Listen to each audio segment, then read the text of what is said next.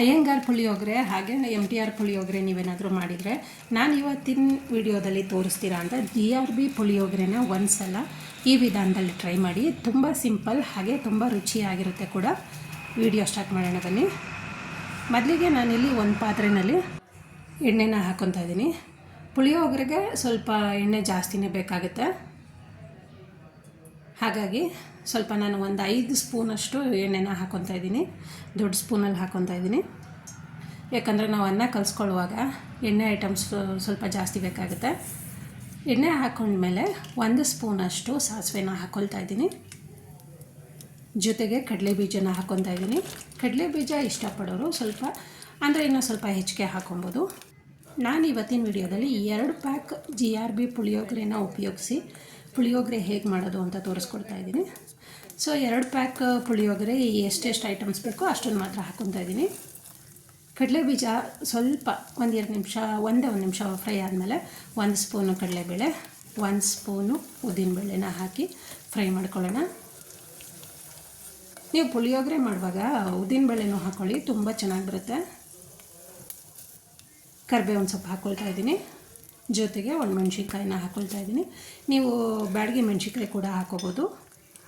ಸ್ವಲ್ಪ ಫ್ರೈ ಮಾಡ್ಕೊಳ್ಳೋಣ.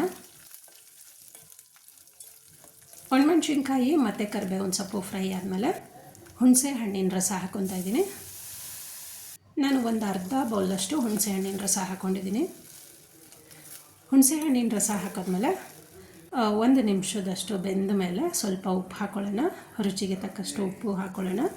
ಜೊತೆಗೆ ಚಿಕ್ಕ ಸ್ಪೂನಲ್ಲಿ 1 ಸ್ಪೂನ್ ಬೆಲ್ಲ ಹಾಕ್ಕೊತಾ ಇದ್ದೀನಿ. ಬೆಲ್ಲ ನಿಮ್ಗೆ ಆಪ್ಷನಲ್ಲು, ನಿಮ್ಗೆ ಇಷ್ಟ ಇಲ್ಲ ಅಂದರೆ ಸ್ಕಿಪ್ ಮಾಡ್ಕೋಬೋದು. ಮತ್ತು 1 ನಿಮಿಷ ಬೇಯಲಿಕ್ಕೆ ಬಿಟ್ಟು ಅರ್ಧ ಸ್ಪೂನಷ್ಟು ಚಿಲ್ಲಿ ಪೌಡರ್ ಹಾಕ್ಕೊಳ್ತಾ ಇದ್ದೀನಿ. ನೋಡಿ, ಇವಾಗ ಚಿಲ್ಲಿ ಪೌಡರ್ ಹಾಕ್ಕೊಂಡ್ಮೇಲೆ 1 ನಿಮಿಷ ಮತ್ತೆ ಬೇಯಕ್ಕೆ ಬಿಟ್ಮೇಲೆ ಸ್ವಲ್ಪ ಗಟ್ಟಿಯಾಗಿ ಬಂದಿದೆ. ಸ್ವಲ್ಪ ಗಟ್ಟಿ ಆದಮೇಲೆ ಅಂದರೆ ನೀರಿನ ಅಂಶ ಸ್ವಲ್ಪ ಕಡಿಮೆ ಆದಮೇಲೆ GRB ಪೌಡರ್ದು ಪ್ಯಾಕೆಟು 2 ಪ್ಯಾಕೆಟ್ನಷ್ಟು ಹಾಕ್ಕೊಳ್ತಾ ಇದ್ದೀನಿ. ಇವಾಗ ನೀಟಾಗಿ ಒಂದು ಸಲ ಮಿಕ್ಸ್